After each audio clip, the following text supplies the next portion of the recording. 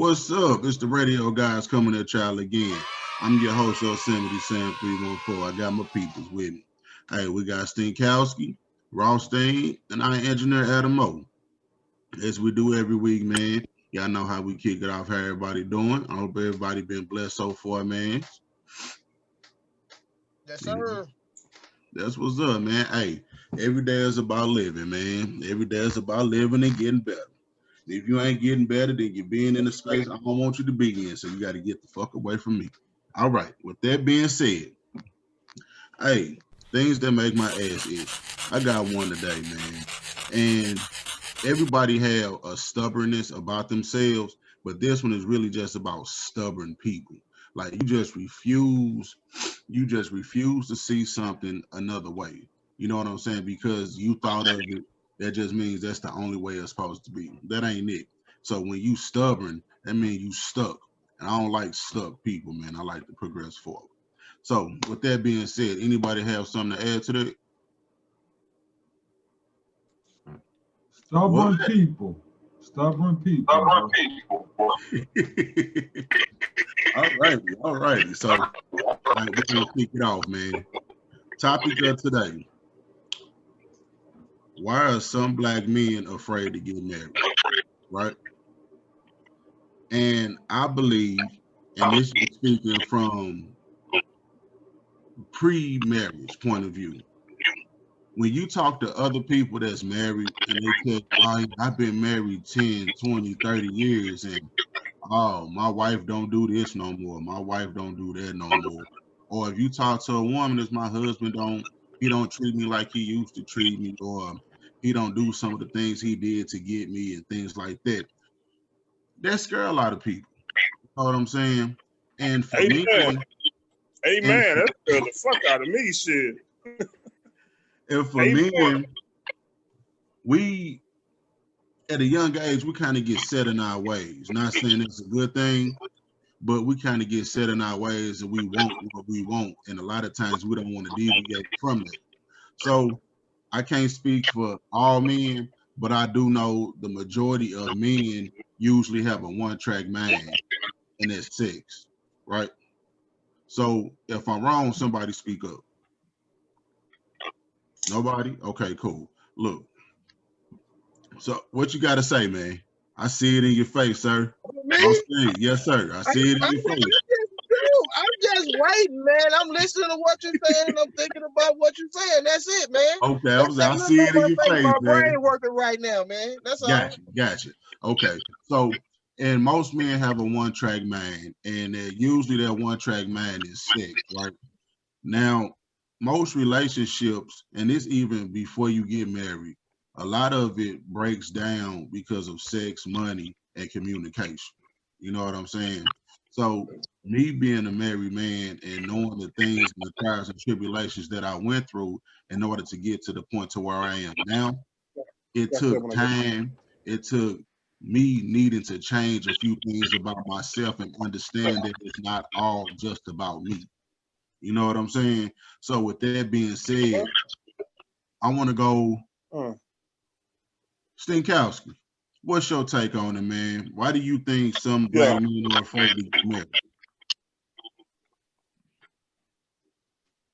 Man, I know a lot of people married, man. I know a lot of people married. And I usually go by some of the stuff they tell me or the stuff from them. Okay. me myself, I'm terrified to get married. So I don't know why, that? man, because all the stuff I done did over the years, man, I think it'll have to come to a halt because all the sneaky stuff I done did, the conniving stuff, all this stuff, I know it'll have to come to a halt because if I get married to somebody. And my main thing about that is, man, that whole phrase, the ball and chains, that shit sound like the penitentiary, man. I just can't do it, man. That shit scares the hell out of me. That's so not my thing true, is, man. with that, you just asked me my opinion, man, and I'm gonna tell you, man. My opinion, my total opinion is, man, I don't want to go to the penitentiary. So that's why. Damn, dog. So that's why that's the fuck why I stay out of marriage, man. But look, y'all my people, man. Brandon married, you married. Right. Look at that nigga outside. That nigga outside drinking. So hey, look at marriage do to you. Nah, see, I just come outside to record because I never know what's gonna be said. So Exactly. I try to make sure I distance myself from her and the kids because I never know what's gonna come up. Right. So hey, that's so you was the cool. reason why I'm outside, and that ain't about marriage. Hey, you was cool. Hey, you was cool with that shit about, taping in the crib and all that shit. But then once them niggas brought me back, he was like, I got to move back to the car. Nah, he been in the car. I've been in the car. Yeah, he been in the car. That's why I come shoot it, man. Yeah. Hey, I'm gonna go to Adam O. Why do you think some black men are afraid to get married? I can't speak for all. Everybody may not be afraid to get married. Some people may not want to get married. But for those that may be afraid to get married, men have a lot to lose in marriage. And why you say that? Because you lose control. If you're married and you get divorced, you could run the risk of being put on alimony. You can run the risk of losing your house if you purchase your home. You can run the risk of not having your kids around you like they were before. So we run the risk of losing a lot. We have a lot more to lose when it comes to marriage. And so if you don't have a prenup, well, let me ask you. Go ahead. Sorry for interrupting you, man. No, so you good. Ask you this. You said the whole thing, and I'm gonna start with the alimony part, right?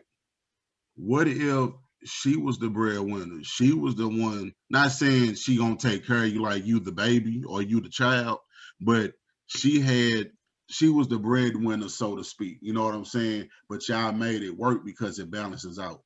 And in life, yes, some things do happen where you don't stay married. You dig what I'm saying? But how do you think that would play with the alimony part if you weren't the one doing the monetary support?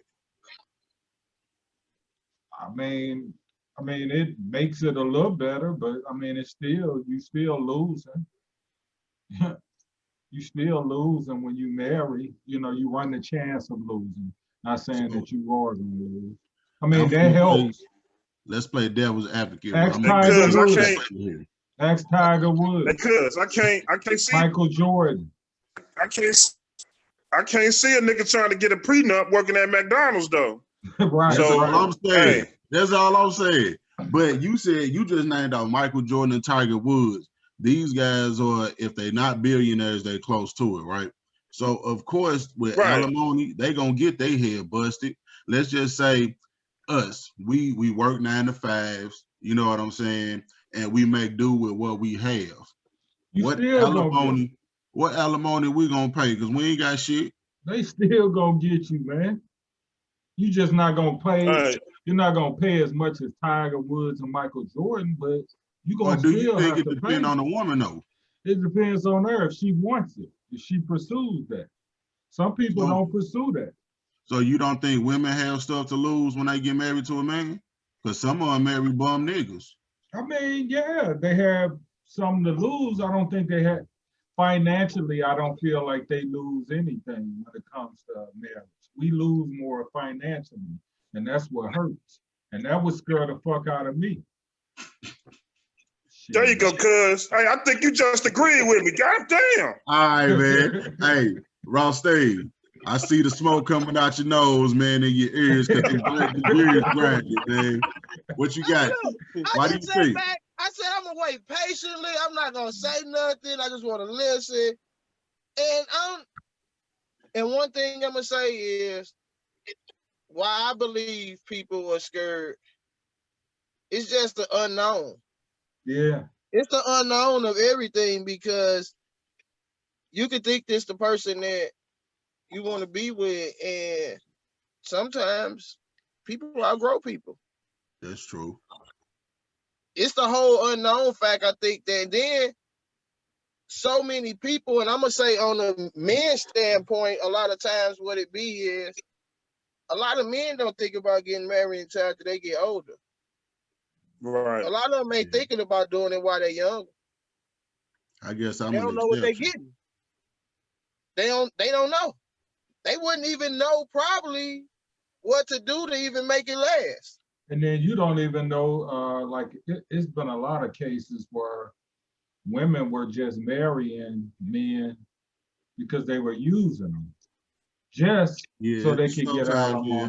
You never know if that's the case. Sometimes. Yeah, that's what I said. It's a lot of unknown into it. Yeah. But like he said, I'm married, and I ain't gonna lie, I did it at first, and then we had a split up where then I was wanting to be back. You know what I'm saying? I got used to that life. So do you And think it was some men crazy get because comfortable? at the time, you probably, when you leaving and y'all breaking up or whatever, splitting apart, you thinking that, damn, I don't want to do that shit anyway. Because that's what I was thinking. I'm like, fuck it. It is what it is. You know what I'm saying? Yeah. Then I found myself, like you said, start thinking about, damn, I ain't in the house with my kids no more. Yeah. But like Adam was saying, it's a lot of stuff to lose, too. But I still do it. No. No, I'm just saying, for me, I'm saying from my point, right. It is a lot of stuff. I agree with what you saying.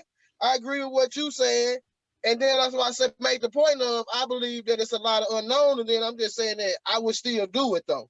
Yeah. And then another thing, too, I want to jump back on the other side, because I'm not advocating that I wouldn't get married or that people shouldn't get married. Tell Modelo to sponsor us. I'm sorry. But you also, you also can lose out on a good thing by having that mentality too. That's true. Yeah, that's what I said. A lot of people, they don't know. It ain't enough people, like, for real.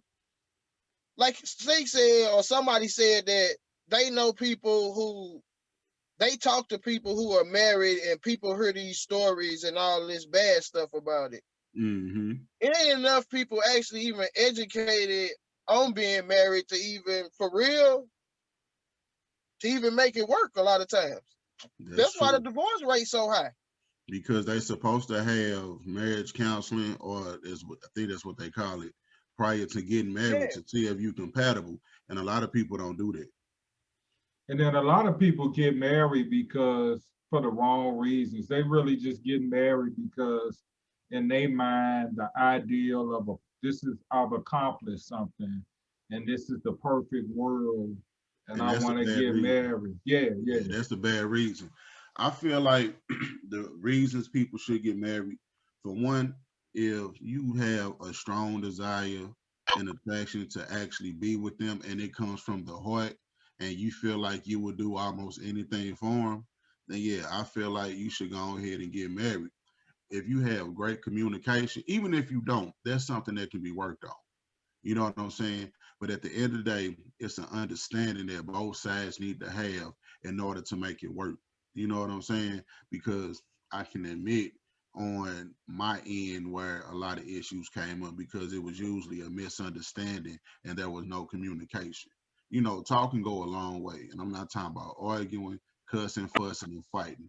Just have a little conversation and get an understanding. You know what I'm saying? Hell, if you have to use marriage counseling, use marriage counseling. A lot of people quick to say, I don't want nobody in my business. It's not the point of bringing somebody in your business. It's having a neutral person. So it's no person, the person that's trying to intervene and help doesn't pick sides. They hear both sides of the story and try to find a middle ground. Because let's just say me, I might feel one way, my wife might feel one way, and we both think we right. You know what I'm saying? That person listening can be like, well, can y'all do this, and you do this, and meet somewhere in the middle. And when I say since then, man, the relationship has been even better than it was when we was dating. You have to date your wife. You have to date your husband. You know what I mean? So with that being said, any Stinkowski, do you think you would ever get married? Right.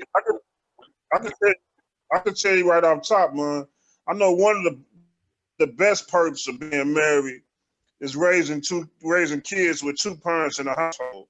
Now I know that's got to be one of the great perks out of it.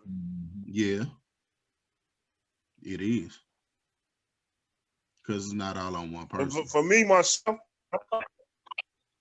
and I'm talking about Stinkowski only. I'm only referring to Stinkowski. That would be the only reason why I get married. To raise two kids. To raise the kids in the same household with the same parents. That's the only reason. No other reason why I want to get the ball and chain. This dude keeps saying ball and chain. But that ain't no guarantee neither, though. What? You know, even though you get married, there's no guarantee that you will still be raising that child in the household. You know what I'm saying? Those are your intentions. All situations, good situations. Now I can marry this motherfucker and be like prepared to us to raise the kids in the same household. She can get a DNA test, that motherfucker ain't even mine. So my point across that is, all intentions ain't good intentions. But the point being that is, I grew up without two parents in the household. I think every kid deserved that though. Yeah. Because they didn't. So I think that's got to be one of the good perks about it though. Adamo, do you feel like you would ever get married? Oh, of course. You know what? I'm not gonna even ask that other question. I'm gonna leave it alone because I already know where you stand on it. What's that? Go ahead and ask him. Nah, man, I'll leave it to when we get off. No, go ask nigga, man. It ain't nothing serious. Come on. It ain't nothing curious. It's just about the having more kids part. I already know where he stand on it. It wasn't nothing important. Okay. Hey, before we go, Stinkowski. I thought you were gonna ask nigga, do he eat pussy or something? I'm like, damn, I was curious in the motherfucker. Hey, Stinkowski, I need you to do it for me, bro, before we go, man. You gotta bless us with it, man. Off the wall with Stink Dog, man. Oh man, it's gonna be an everyday thing, man. But just so happens, I got a story for y'all, man. And this shit crazy as a motherfucker, man. Me and my big brother used to get into it all the time, man. We used to always go back and forth with the joning and fighting and all that shit, right? Right. My moms used to drop me off at my aunt Heidi house with Uncle Frank now. So most of the childhood, I missed a lot of me and my brother growing up together, right? Because my mom separated all us and shit. So one particular Saturday, my mom was going out with her friends and shit. Brother came to the crib, he was drunk and shit. So my mom's put him out. So I'm on the balcony and shit. I'm laughing at him and shit. He's sitting over across the street on the ground, just sitting there with his legs folded and shit. And I'm on the balcony dancing and shit, teasing him and shit, because it's raining outside. I know the nigga cold and shit. And he was mad as a motherfucker. He was fucked up and he was mad.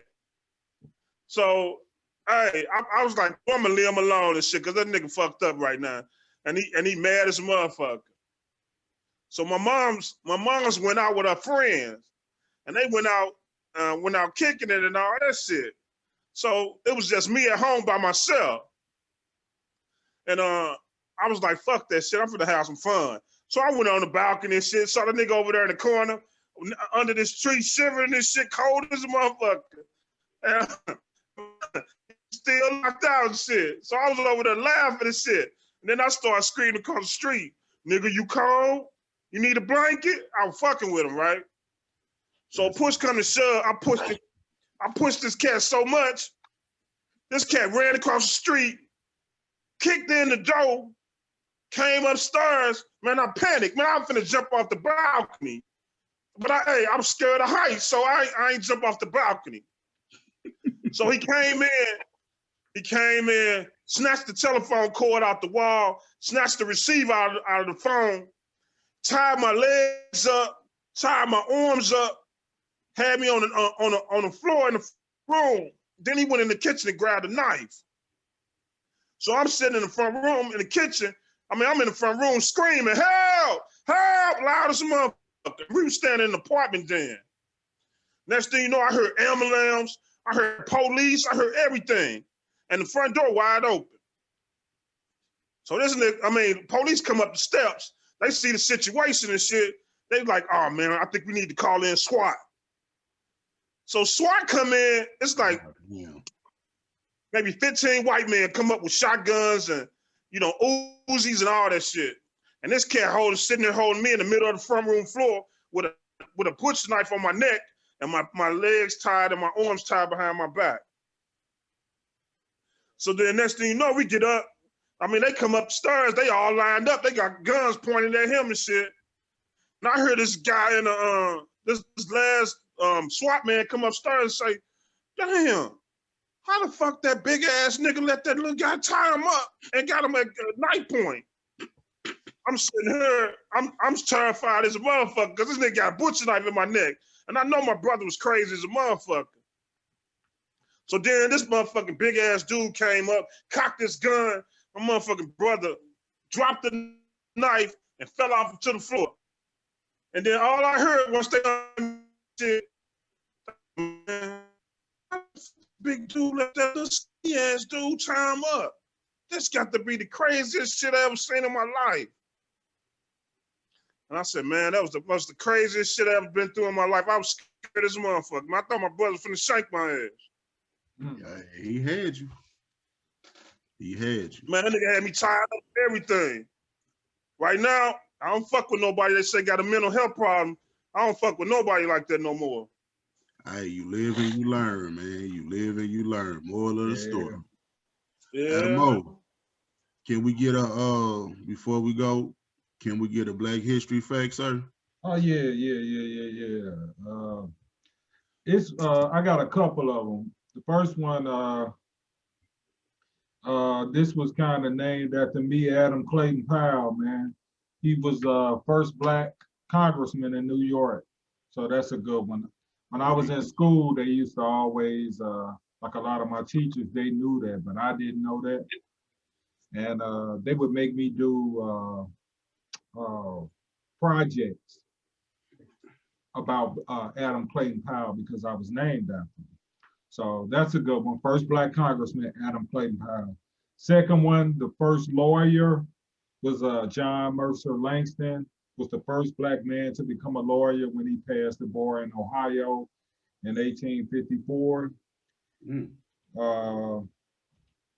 When he was elected to the post-town clerk of Brownham, Ohio in 1855, Langston became one of the first African Americans, my echoing,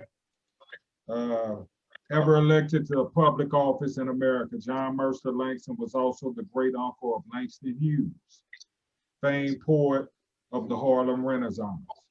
I was gonna ask that. So John Mercer Langston was the first Black man to become a lawyer. History.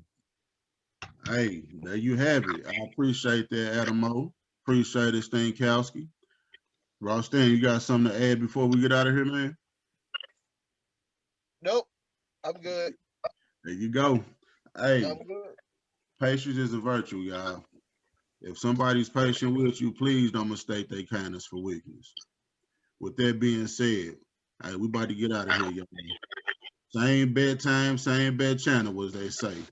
The Radio Godz will be tuning out, man. We love y'all. Please go subscribe. I don't say nothing about no bad channel and bad time.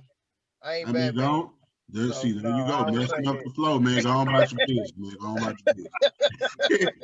Hey, subscribe, like, comment, and share, man. We appreciate y'all, man. We'll see y'all.